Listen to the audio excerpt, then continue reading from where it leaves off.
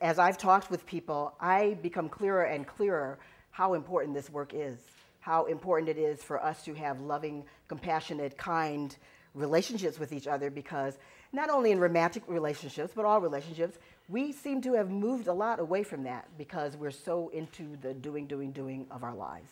And I know for me, my path is that 6 years ago, I divorced. It took me 2 years to realize I had relationship issues.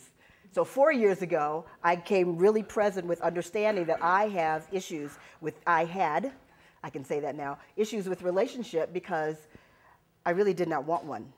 And I didn't want one because I did not have the love and the respect for men that I have today. I think men are awesome.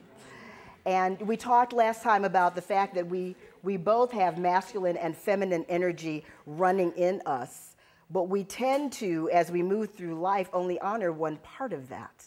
And life is about balance. We see that around us in nature. Nature is always bringing itself into balance. We can think we're destroying the earth, it will quake.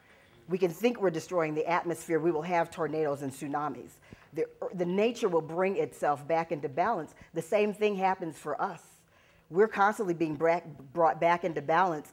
We will feel a pain in our body because it is calling our attention to bring the body back into balance. And when we have disharmony in our relationships, it is simply an opportunity for us to look not at the other person, but at ourselves, so that we can come back into balance. Because the way to have loving, kind relationships is to first love yourself. And that's what I realized I had stepped out of loving myself. But I'm back, and I am so excited to be in this place. And the road to loving yourself is to allow yourself to be vulnerable. And that's a hard one for a lot of people, because if you look in the dictionary at the word vulnerability, it implies weakness.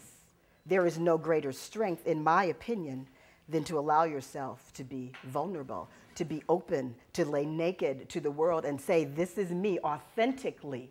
This is my truth. And I stand in it, and I own it, and I love who I am. And if that does not work for you in relationship, that's okay, because I'm okay. But we tend to bring our past experiences, our memories, our woundedness into all of our relationships because we think that's the way it is, because that's the way it was.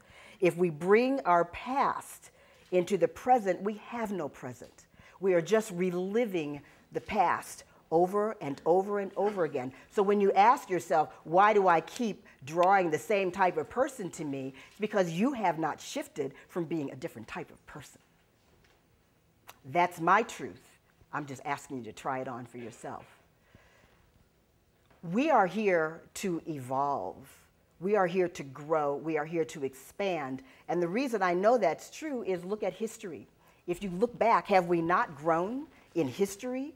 Have we not expanded? Have we not evolved? So apparently that is the intention for us in life, for us as humankind. The way to do that is to allow yourself to be in the present moment. You cannot grow if you drag your past into every moment that you live in. That's what I have learned for myself in relationships. So I get to have newness all the time. About 4 years ago, I had a New Year's resolution to look in the eyes of the people that I normally don't pay that much attention to, like the cashier in the grocery store or the waitress in the restaurant or that person that you pass by on the street. And I started really looking into people's eyes. And when you do that, you are looking at the Creator that lives inside of them. And they are seeing the Creator that lives inside of you. And there's something that ignites and something that shifts. And I had no idea, by having that resolution for myself, what a gift I gave to me. I gave such a gift to me. So now I can take that into my relationships. When I have conflict in relationships, I can look into the eyes and see the essence of that person, and I guarantee you it shifts them. They don't even know why, but something shifts inside of them. That's how empowered we all are if we live in the truth and stand in the truth of who we are authentically. And that is what I am asking us to do from here forward.